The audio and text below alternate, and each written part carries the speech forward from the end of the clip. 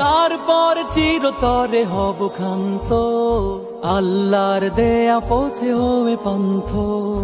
আমরা প্রহরী অতন্ত্র, শেষ রক্ত ফোটা পর্যন্ত, চিরদুর্বার নির্ভীক দম্ভ, হৃদয়ে ইমানের মন্ত্র। আমরা হব না ক্ষান্ত, দেখে নেব শেষ গন্তব্য, পাড়ি দেব পথ দুর্গম্য, ব্যর্থ হবে ষড়যন্ত্র।